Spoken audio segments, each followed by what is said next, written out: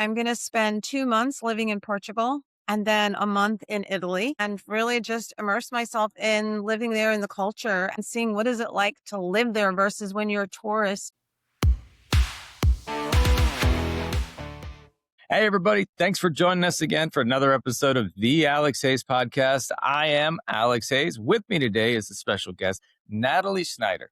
She is a professional life coach and is an expert at living intentionally. And I am super grateful to have her here today to talk all things intentional living. So, Natalie, thanks so much for being here today. Thank you, Alex. It's great to be here on a beautiful day. And yes, as you mentioned, intentional living is a big part of it. I consider myself a lifelong learner. I've changed careers multiple times. And to me, that is part of my intentional life choice and making changes and doing what I love to do. 100%.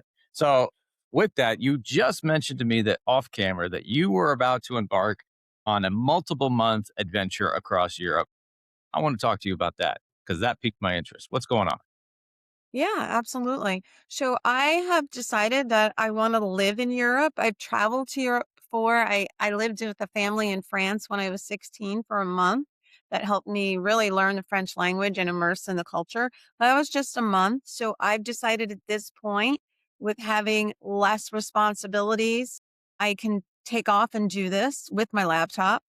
And so I'm going to spend 2 months living in Portugal and then a month in Italy and really just immerse myself in living there in the culture and getting to know people and to spend a little time studying Italian. I speak French and some Spanish, but no Portuguese. And so I'm looking forward to just being there and seeing what is it like to live there versus when you're a tourist. You know, as a tourist, you're rushing around seeing things and you don't really get to see like what is it like every day to be here? What are the challenges? What are the positives and negatives? And so I'm going to be working from Europe and some vacation. And I'm just really excited about this next adventure and seeing what it brings, and love the fact that with modern technology, I can work with my clients overseas. So I'll just be working a little bit later, European time, but still be able to work with my clients in the US.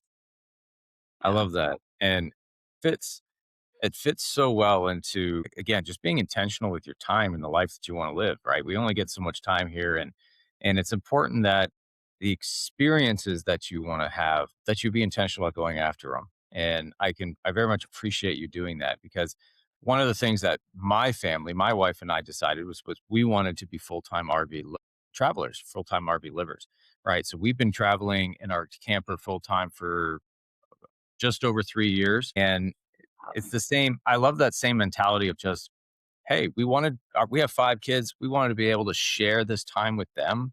We wanted to be able to share this great country that we have with them. And, they right now they're 10 and under, so they all fit compactly into our RV, and we were able to, travel and go all over the place. And it's been an amazing adventure. 38 national parks. We've seen most states in the lower 48, as we call it, but except for the ones up in the Northeast. And hopefully, God willing, we'll be able to hit those this summer. But it's Got to when go to you're Shenandoah National Park. It's great. on the I've list. hiked there many times. Yeah.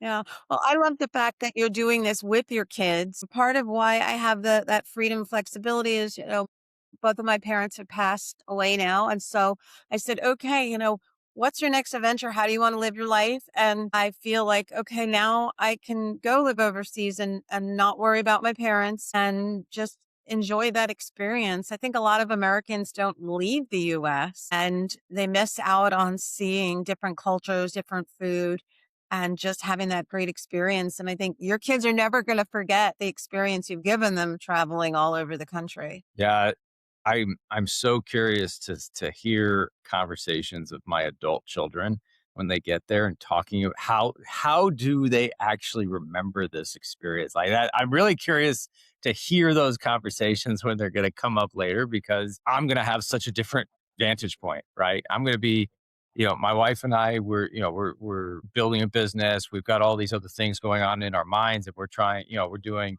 our best to live intentionally. And the kids have such a different vantage point, and it's going to be interesting. I look forward to those conversations with all of my children to see what what stood out to them as the most important.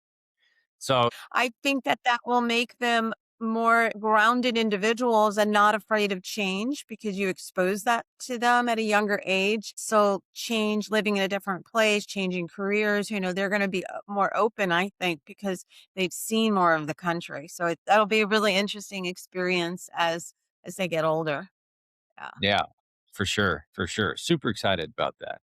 Now, Natalie, talk to me about your personal journey because I know I was looking up your history. You have such a unique vantage point because you've been very intentional about doing the things that you love over the course of your career and your life.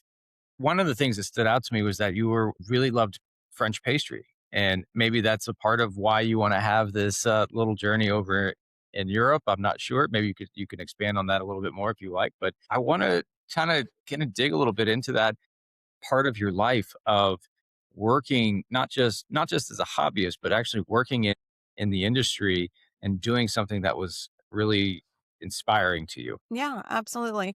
So, I started off, I would say, going to college, not knowing what I wanted to study. And mom said, accounting's good. And so I studied accounting, switched majors into finance, and I worked in finance industry for over 11, 12 years. And I loved what I did. I worked on international projects and project finance.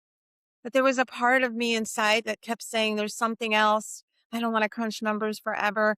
I couldn't even tell you at the time what it was.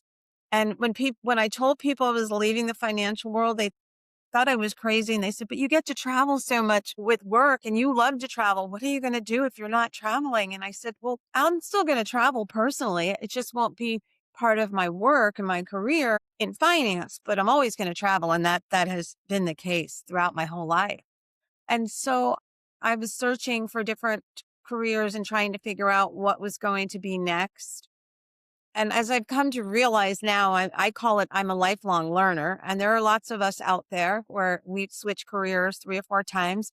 And I think with this generation, that's very common. It's very normal. But I'm in my 50s. And at that time, when people looked at my resume, they looked at me funny, like you went from finance into culinary and then health coaching and then life coaching. Like, I don't get it. And I guess I look at it as we work probably 40 or 50 years in our life, and why not try different things? So I reinvent myself, I say every 11 or 12 years and try something different. And it's just interesting. It keeps me intellectually challenged and just learning and doing things that I love. So I've always managed to open the doors and move forward.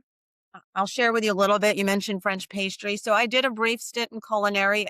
I don't think it's on LinkedIn or my resume, but I did after leaving finance, looked at culinary and worked in a restaurant, worked making wedding cakes. It was my creative side and I loved it, but I realized this is a hobby, not a career. Being on your feet all day, making next to no money. So it's something I love. I love to create and bake and give it away, but not something career wise. That I'm glad that I did it because it opened my eyes to a whole nother industry of what it's like to work in a restaurant and, the pros and cons of it. Now, people think of Bobby Flay and the fantastic life of a chef, but that's not everything that you see behind closed doors. So I did that briefly. And then I moved into health coaching, nutritional coaching. I didn't really know that was a career when I went to college. I just didn't. And so went through my own health journey and getting sick and realizing I was eating way too much sugar in my diet and it wasn't doing me well. And that's why I said I bake, but I tend to give it away mostly. And so I went into health coaching because I realized, oh, this is something I can do to help people. I can help them change their diet and change their lifestyle and not have to be on diabetes medication or blood pressure medication forever and have a better quality of life to have more time with their kids, their family, their significant other, their spouse. So that's how I ended up moving into health and wellness coaching. And I've done that 14, 15 years. And about 5 years ago, decided to add life coaching to what I was doing. And what I realized with life coaching is that it's much more empowering for the client and for myself. Unlike health coaching, where I would tell people what to eat, what to do, how to exercise. Life coaching is really about helping people come up with their own answers. And I truly believe we all have all of our answers right up here. So I ask the right questions to get people to where they need to go. And I'll keep asking questions until they come up with the answers. It's very common in life coaching. You ask a question, and the first response somebody says is, I don't know. And then I zip it because I know within less than 2 minutes, they're going to go, well, I could try this and I can do this. And so I love life coaching because it's much more empowering for me and the client. And I think for me, life coaching is kind of a culmination of what I've done in finance, culinary, nutrition.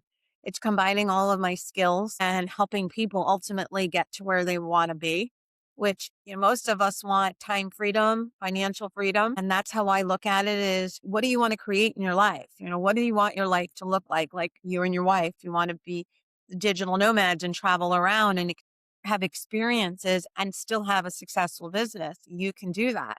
Other people, their dream is owning a home and establishing themselves in a community. So it's really whatever people want.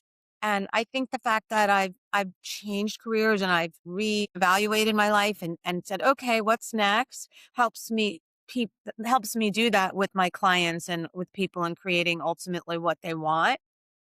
It's taught me a lot of lessons. I've learned that you have to keep knocking on doors to get in, get your foot in, open the door in industry, get to network, get to connect with people.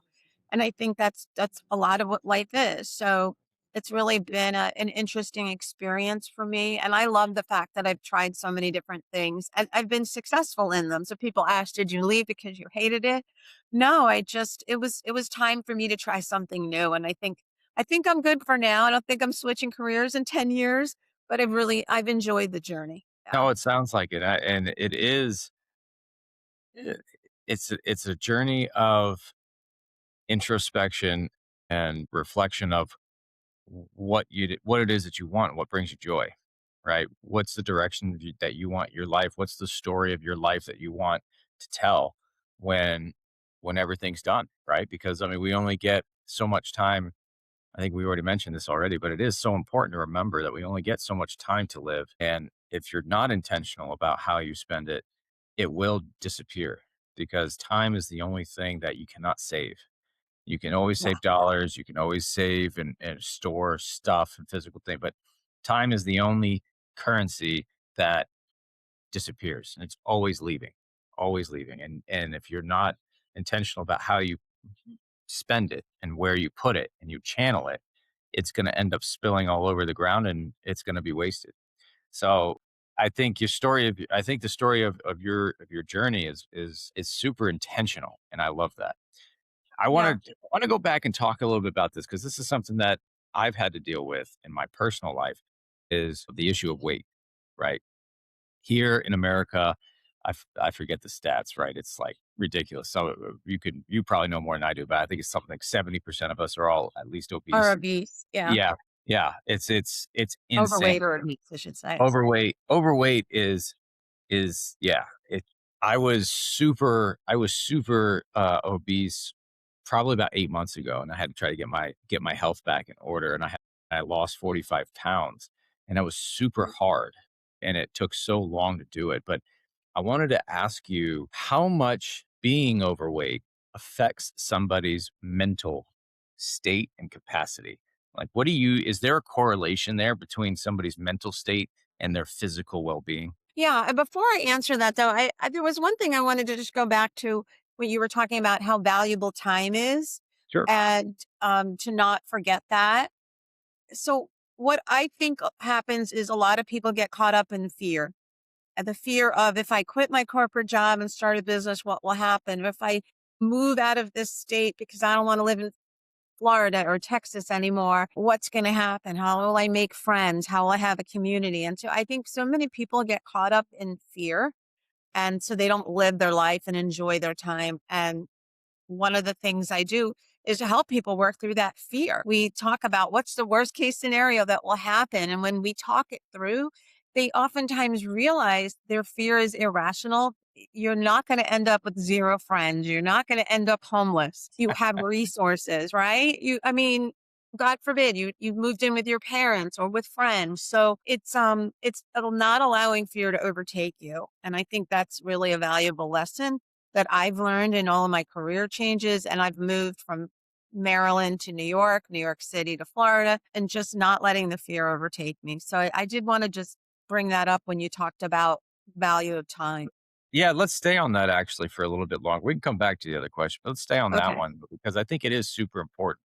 It's so much of somebody's life is lived in a state of fear because they're afraid of somebody else's opinion, right? And it's most of the time it's not their actual opinion. Most of the time it's just how you think they will react. When it in actual terms, they're not even thinking about you. Because most people by Yeah. definition and by default, we are all self-absorbed and only thinking about ourselves and care. I mean, we may think that we care about other people and that they may have some different things that come across their mind and we do care at some level, but most of our thoughts as humans is very centered on ourselves. And that's where I think the fear, a lot of that fear stems from is because we build it up in ourselves that we think other people care about us more than they actually do. What are your thoughts on that? Yeah. I think a lot of people grow up with this belief of people pleasing. Like, I have to please everyone. I have to have everybody like me. And so, like you said, a lot of times we think, well, if I do this, this person's going to judge me or they don't like this. And they're not even thinking that. We're creating this limiting belief in our heads on what we think other people are projecting, or it's a story we tell ourselves. And so I've learned over the years myself with letting go of people pleasing. And I had that with my family. And I just said, I'm not put on this earth to please everybody. I'm not looking to piss everybody off. I'm not a mean person, but I'm not put on this earth to please my sisters. And I have my own life. I have my own purpose. So I think some of that is letting go of people pleasing and building your own self confidence of who you are, and loving and knowing who you are and having that confidence of living the life that you want. Many people walk around people please and feeling guilty, and it doesn't serve them at the end of the day. And so through therapy or coaching, people can sometimes look back and see, where did this come from? Why am I walking around people pleasing? Well, maybe it was how you were raised and what your parents did. At the end of the day, letting go of it will free you. And I think that's where you overcome fears and you live your more genuine life when you're no longer walking around people pleasing. In your experience, what have you seen as some of those best practices to help reshape thought patterns to be able to move beyond the crippling insecurity and fear? Yeah. So some of it is there are different techniques and skills that I use with clients. So we'll look at the belief and and I'll ask them, is this true? So like your example, oh, if I do this, so and so is going to judge me. They're going to think I'm wrong. And I'll ask them, is that true? And most of the time, and they stop and they hesitate and think about it, they say, I don't know. I don't know that it's true. Because how can you know what's going on in another person's mind, right? So the first thing is challenging, is this true? I don't know. Okay. And then what's the worst that could happen if you did this? And most of the time they realize it's not what they envision, you know, is going to happen. And so we work through the worst case scenario and being able to let it go. And it takes time. It doesn't happen overnight, whether it's a limiting belief or a fear, but recognizing that we make up this story in our head that it's true and we have no way of knowing that it's true. Just like when we have limiting beliefs from childhood, oh, my parents didn't love me or I'm not loved. Was that really true? No, that's the story we told ourselves. And the real story was my dad had to work two jobs to pay the bills. And so he just didn't have the energy and the time to be there for me as much as I wanted. It doesn't mean he didn't love me. So those are just an example of a belief we carry forward from childhood into adulthood. And so helping people just question, anytime you're sitting there worried about other people, I'd ask yourself the question, is it really true that if I do this, so and so is going to be jealous, upset, angry? No, it's usually not. And that helps us kind of break out of the cycle of people pleasing and assuming that that's going to be the case. But it does take some time, and then we replace those beliefs with positive, uplifting beliefs. I could definitely see the merit there in the thought pattern and in the process. I like how that because for me, framing it in my head, right? So my head goes immediately to how do you make good business decisions, right? That's where my head goes when I hear these kind of tools of questioning, is this true? Because in business a lot, you have to process information in a lot of the same ways because because business is made up of people and people make up the business because of the decision making process that we all have to go through. And I think a lot of it is the same, where it's the first thing you have to mention, you have to validate, is this data set or this assumption that I'm making, is it true? And if it is true, where's the data that backs it up? And if it's not true, if it's just what I think, then either how can you validate that information by gathering more intelligence, or can you come up with another hypothesis and find data that's going to back it up? So it's very almost scientific method, using the Yeah. scientific method here to try to determine what's truth. And and I think that there's a lot of that same process can be used in a lot of different avenues in somebody's life, but applicable in your personal life as well as an entrepreneurial life for sure.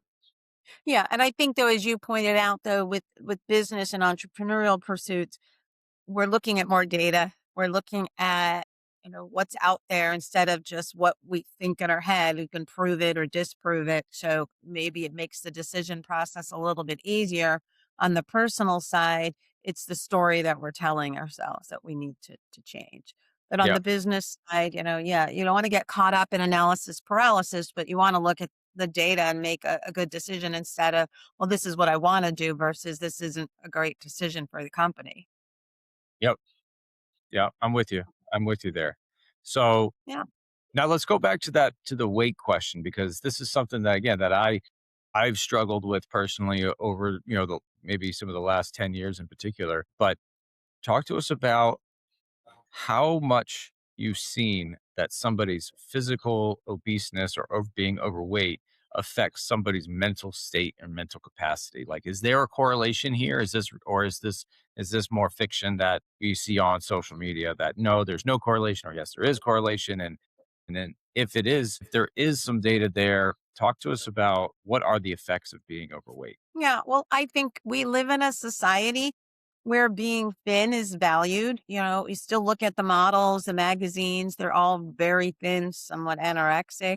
And so somebody overweight is typically going to have a feeling oftentimes of lack of confidence because they feel like they're being judged and they are being judged in our society for being overweight. So then that impacts their self worth, their confidence, which can then ultimately lead to depression or, other mental health issues. It doesn't always, but I think it can a lack of confidence and feeling down about oneself. So I think that you can go hand in hand. Absolutely. But I think, with weight loss, having done health coaching, and then I was a chubby teenager and I got teased a little bit and I realized, a lot of people eat out of emotion and they're upset, they're depressed and they eat out of emotion. And that doesn't serve you as well either. So sometimes for people dealing with weight loss, we get into why are they eating and what are they getting from it and what do they really need? So maybe they need more love from their parents, more attention, whatever it is that they're lacking instead of going towards the food. Now, of course, there are, people can have issues with some of the hormones in the body, like leptin and hormones that tell us I'm full, I'm satiated. And some people just, their hormones are off and it's not signaling to the brain and stomach, hey, I'm full, stop eating. But I do find in my experience, a lot of people are eating out of emotion, out of depression. And so dealing with why are you depressed can help them then change their eating habits. Of course, in the US, we have a ton of food, a lot of junk food, a lot of food filled with sugars and salts and additives. So that doesn't really help in terms of staying healthy. I think I need to look at all of these pieces and see how they fit together. but I can relate because, like I said, I was that chubby young adult, and I think I was eating out of emotion, and then I realized it, and I was able to stop. And I enjoy food, I enjoy sweets, but I know what's moderation, and I'm saying, okay, I've had enough. Yeah, one thing that surprised me on my journey was, I mean, calories. When you start to actually count the amount of calories that you put into your body, and then you you really get a slap in the face because like if you go and you look at going out to eat, right, and the portion size that you get on a regular pasta bowl or something like that, I mean, you're Well over consuming 1,000 well over calories. 1,000 calories in a single meal, and most people eat 3 meals a day, and they're if not more, not including snacking, so it's like you're already out the gate, you're already at 3,600 calorie count, and then you what compounds it, I think, is the fact that now we're just more of a sedentary nation state where everybody's sitting down, we're either watching TV or sitting at a computer or sitting down looking at our phone. We're not actually doing anything anymore, so our actual burn rate is probably closer to 1,000 calories, and we're consuming 3 times the amount that our body actually needs to even just sustain itself health wise. And that was a big shocker for me when I started to look at calorie counting. I'm just like, holy smokes! Because then you Yeah, start, like that was the big unlock for me was, hey, for me, I'm talking to myself, hey, stupid, stop eating so much and move more. yeah. Like eat Well, less and move more, and essentially yeah. that was the formula that lost my first, like, 20 pounds, and then it plateaued, and then I had to introduce more exercise to drop it another 20 pounds, but it was like starting with diet was way more useful than trying to start with exercise for me. Yeah. Well, I will tell you over the years of coaching, a lot of people do not realize restaurant food, whether it's fast food or fine dining, is loaded in sodium.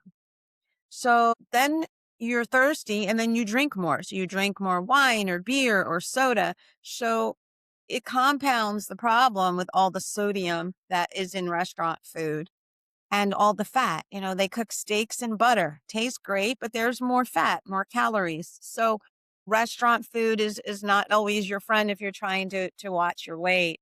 I've always told my clients over the years, and I still think this is applicable. And you mentioned this, the portion sizes in the US, unlike in Europe, is enough for two people. So I tell people, if you're used to sitting there and eating the whole thing because that's your habit, or the person you're with is still eating, so you keep eating, ask for a takeout box when you sit down when the meal comes out.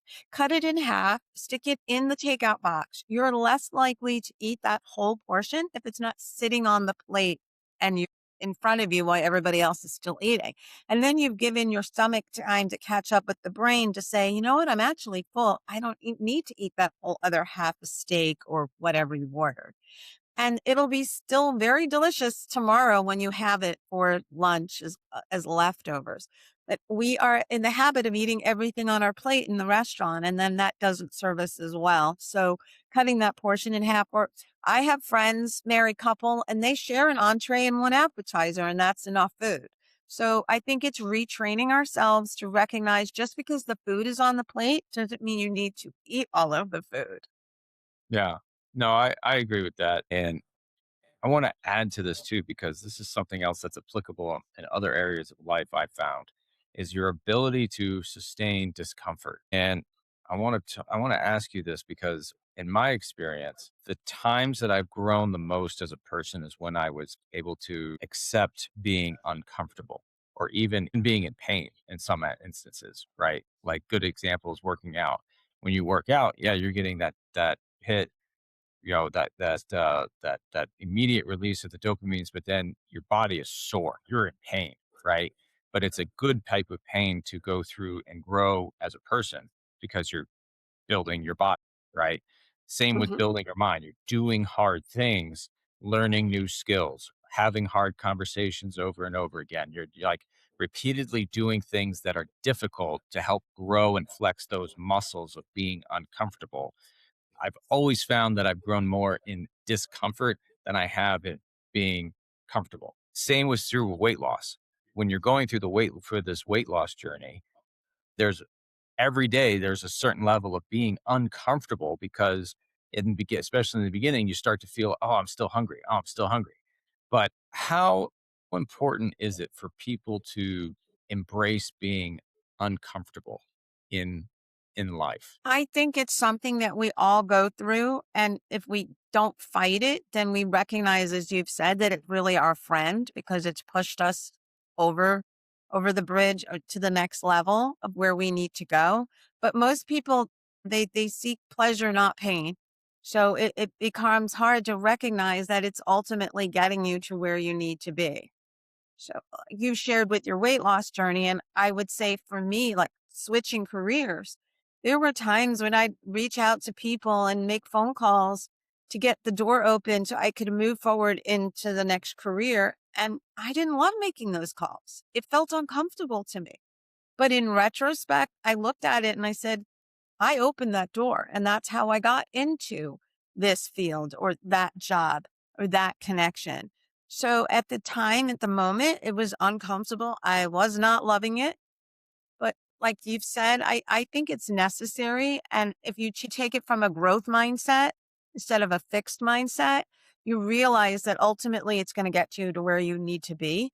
So you grin and bear it, you get through it. And now sometimes I look at it and I go, oh, it's a challenge. Let's see, how I can do this. Even I used to hate it, but now it's a challenge. Let me pick up the phone and make a call that I thought was uncomfortable and it turned out to be a great call. I think anything in life, yeah, there's a little bit of discomfort. It forces you to grow. And that to me, that's what life is about. Yeah, Yeah. I agree with that, and I would say that I don't know if I go and I search for discomfort. I don't think that's I don't think I'm looking for it, but I think what I've done is I've kind of accepted that it's always going to be present in life.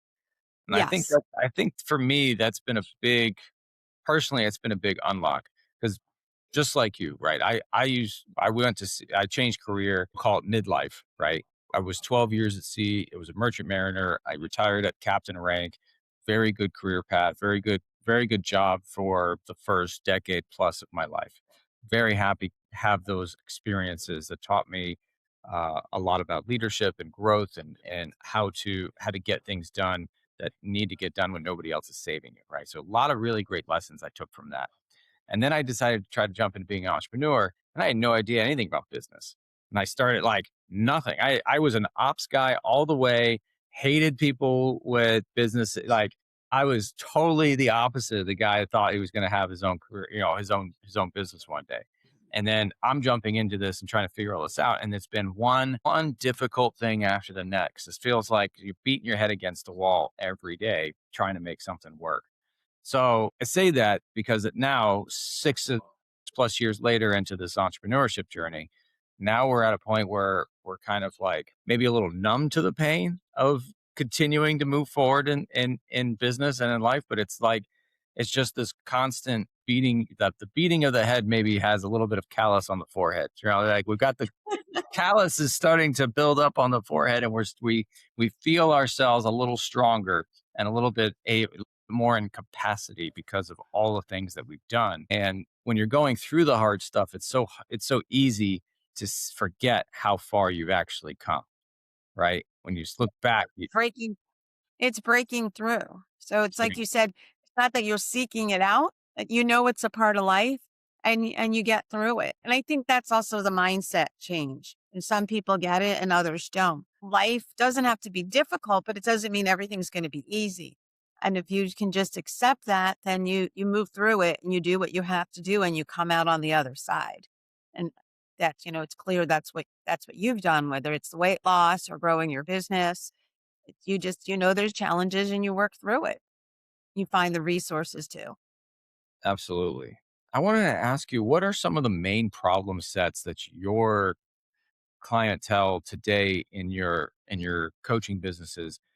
What are some of those main problems that they come to you with? Like what's the similarities here that of problems that people maybe not even aware that are real problems, but and there's talk to us through that. Yeah, sure. So I have two different coaching niches and we'll talk through that question on both. So working with women entrepreneurs and business women, I find that women tend to multitask. They have a hard time with saying no and not feeling guilty. and setting priorities that put themselves first. So a lot of it is me helping them work through it's okay to have a healthy boundary. It's okay to say no. It's okay sometimes to put yourself first so that ultimately you have what you want, which is time with your loved ones and a successful business and having to say no sometimes doesn't make you a bad person. So that's a big part of what I'm doing with the women. Saying no, like, what are some of the things that they have to say no to? Like, what's the choice paradigm that your clients are facing that they have to decide this over this? Yeah, so some of it, especially the women entrepreneurs, they're taking on too much. They have kids, they're married, they have a business to run, and then everybody's asking them to help them with this, help with that in their community, their church, what have you, and they just can't do it all because they're neglecting themselves. Mhm. And so it's Got it. things like that, being able to say, no, I can't help with this charity event or I can't do that because I can't be in 10 places at once. Everybody needs to hear this, Yeah. everybody, because, oh my gosh, this was so huge for us because before we decided to be full-time travelers, we were embedded in suburbia down in South Florida. And it was the same thing.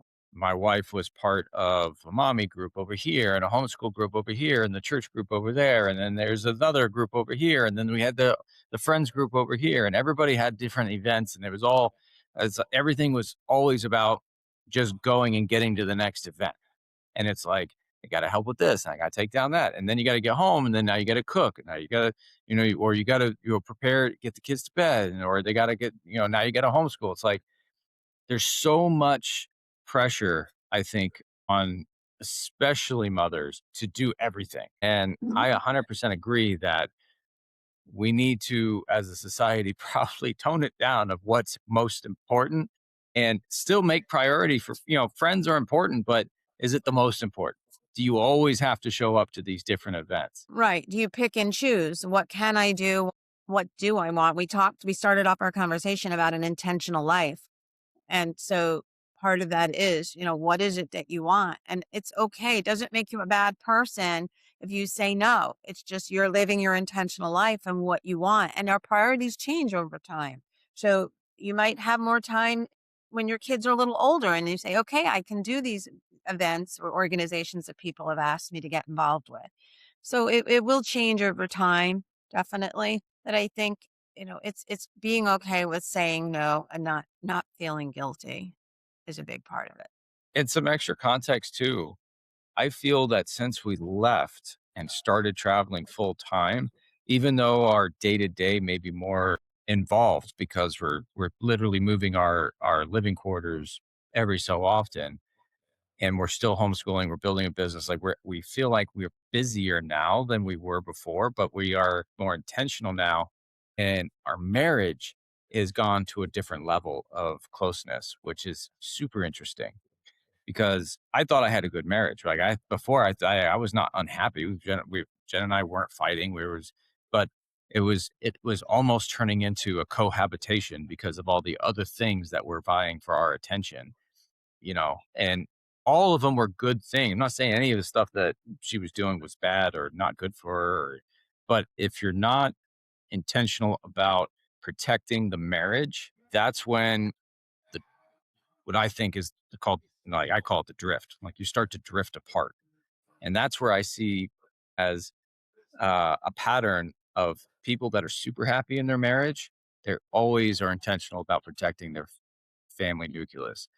Those that are Mhm. not happy in their marriage or having marital problems are typically the ones that are always hanging out with the guys, or they're always hanging out with the girlfriends, or they're always doing, they're all these different things vying for their attention, and they're not being very intentional. And they're letting the most important relationship that they have ever known kind of slip through their fingers because that's social. This is socially normal right now, right? This is socially normal. But I don't think it's necessarily socially helpful or healthy to be always doing things with the guys or always doing things with the girls. Like at some point, the people you spend the most time with are going to infect you.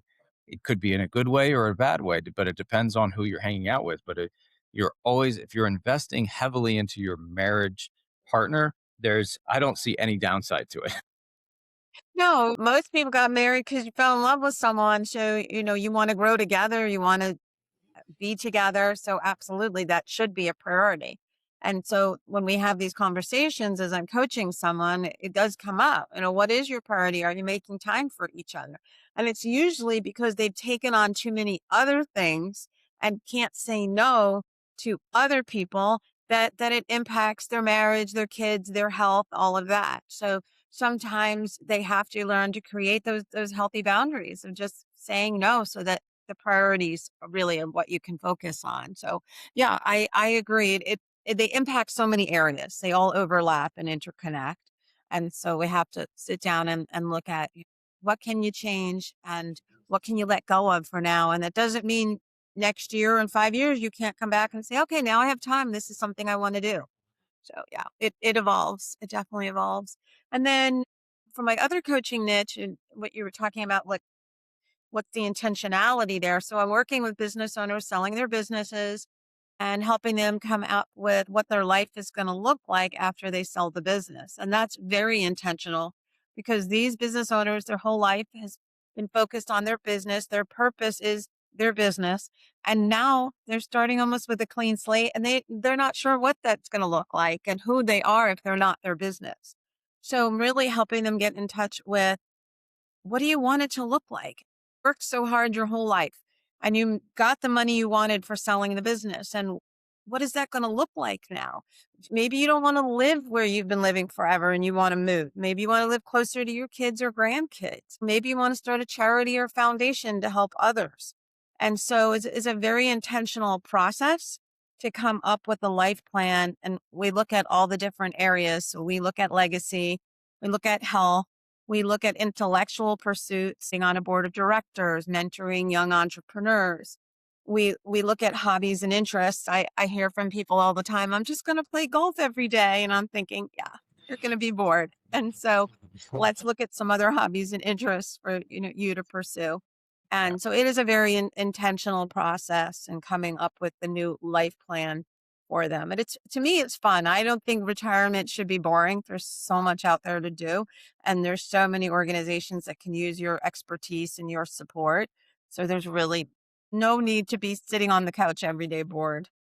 And I think business owners, I've never met a business owner yet who says, I want to retire and do nothing. I don't I mean, maybe again, I keep waiting for somebody to prove me wrong that yeah, they were a business owner for multiple decades and I want to sell my business, cash out, take all the chips from the table, and I want to sit there and do absolutely nothing. I mean, maybe they're out there. I'm sure I'll find Yeah. somebody eventually, but I haven't found them yet. Yeah. No, most of them don't say that, but they don't have a plan. They're not really sure. Yes. And so they need that kind of accountability and just brainstorming. I think because a lot of them, their hobbies and interests went by the wayside because they were so focused on their business. So they're not even sure what they would enjoy doing. So sometimes it's go take a class, a college class, go take up tennis lessons, just try different things to see what you might enjoy and just experience. And if you don't like it, no worries, you try something else. So I think it's spending the time to look at this so you don't wait till after you're retired, you've sold the business and then you're really lost. And so ultimately, Yeah, a couple really interesting statistics that I've found. It's 3 out of 4 business owners regret selling their business within the first 12 months. 3 out of yes. 4. That's huge. But also another pattern that I recognized is back when I was a sailor and I was going to sea, I used to come into I used to come in and see the guys over in the crew mess and they've got the union paper out and they're going through all the different things happening. And there's a section called last call or taps, right? And they're reading off all the names of all the union guys, longtime union guys that had all just recently passed away. And I just so vividly remember hearing these guys talking around in the mess about, hey, that guy just retired 3 months ago from sailing 40 years. That guy just died. He retired 6 months ago. That guy just died he just retired 2 weeks ago. And it's like so many of the names on the list were guys that were 30, 40. Some had been sailing 50 years, and within months of saying, I'm done going to sea, they gave out on life. Mm. Physically, absolutely. They were like their body and their mind shut down and it was done. And I think if people aren't careful, if we don't share this type of information out there, I think people are in a very dangerous position if they don't have a plan when nobody's calling them to put out the fires in their business anymore, or when there's no more quarterly reports to review, or when there's no more emails to fire back and forth. Like when everything goes quiet, that's when you got to have a plan of, all right, what am I going to build my life intentionally around? And I think what you do is so important because it highlights in this very critical part of somebody's life journey that if not done well could actually lead to their demise. Yeah. And I just that experience vividly sticks with me because and I remember it so clearly and I'm like, wow, you have to have purpose. Yeah, you hit the nail on the head. You have to have a purpose. I was at a business meeting a week ago and CPA was saying he had a client sold the business and within 6 months the man had passed away. And people lose their purpose. That I personally think you can have multiple purposes in life and just because your purpose was your business doesn't mean there's not other things that you can build your purpose on. And it just need to have some vision and be able to talk it through with someone and recognize, life isn't 100% your business. We started off, I think, with that. You're not taking to the grave your Mercedes Benz and your house. You're taking the experiences that you've had in your life, the people that have been in your life. And so at the end of the day, I think that there's a lot for them to do that they can give back and enjoy as well. So those are all the things that we look at ultimately, finding your new purpose in life. Yeah, I don't. How many people do you think would say that they want on their as a last testimony to who they were to be? Well, that guy worked every day of his life. Like how many people want that to be? Yeah, that was him. He just went to work. That's all he did.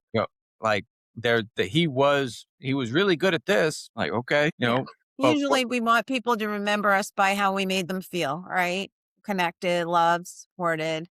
that is absolutely the only thing people remember. I'm convinced.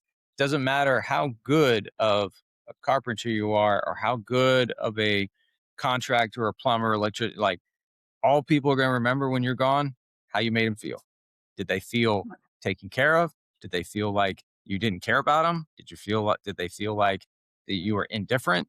Did they hate you? Like all they remember is how you made them feel while that you were in the same physical space. That's it. That's all I remember. This is super important conversation. It really is. And I wish more people would have it because they need to know how important it is to be intentional with every aspect of their life. So talk to me about what are some of the most common things that you see people jump to next? Like, let's talk about that. Like, what are some of their options as they look to selling their business and they're having this big liquidity event or maybe a stepped out liquidity event, but they're getting their time back in exchange for money. And now, what are some of those things that people most often look to fill this purpose driven life? Yeah, great question. So I think it depends also on what age this person is selling their business. I find people in their 30s and 40s want to have another business or they already have a second business. So they're going to now focus on that second business. So they've already have that focus. I find with people that are retiring more 50s, 60s, and 70s, they're not necessarily looking for another business. And so they need to look at other things. And one of the things that's come up a lot for these people is sitting on a board of directors for another company because it allows them to stay challenged to provide their expertise, but they don't have to run the company 24/7. They're one board member on a board and they're providing input. So that's a great option for a lot of these people that want to stay intellectually challenged. I also see some people go into teaching a class for entrepreneurship at a local college. So teaching and sharing what they've learned is a great opportunity for them. I also see them mentoring, as I mentioned earlier, young entrepreneurs. I mean, I've had mentors throughout my careers, and I think that's invaluable. And to be able to call somebody up and say, "I'm looking at this challenge in business. I don't, how do you look at it? What would you do?" Just run it by them. Have scenarios that you can talk to a mentor about is a huge benefit. So I think looking at mentorship is a big part. And then sometimes people also just they get involved with a charity or foundation where they can make a difference. Like doing fundraising for a charity. A lot of people have favorite charities that they've donated to over the years monetarily, but now they're donating their time. And that's a big difference. That the charities always need money, but they also need the expertise and they need people out there who can go and speak in the community, put on an event and help them fundraise or reach more people, make connections, grow this charity or foundation. So that's another huge impact that business owners and entrepreneurs can have in their community and in this country. So there's really a lot of things that they could be doing in addition to tennis and golf and all of that. But I really try and focus a lot on the intellectual pursuits because we keep our mind active and we keep then our bodies active, then we're going to live a long life and not like we've talked about before where in 6 months this person passed away, they've lost their purpose and their meaning. So we look at ideas like that and see, what their interests are and what drives them. Yeah, I love that, and I agree. The mind has to stay sharp, and you have to be challenged and to keep the mind sharp and active. And without without a purpose of getting up in the morning, it's like, you know, the that drive and that passion and that personhood just kind of disappears.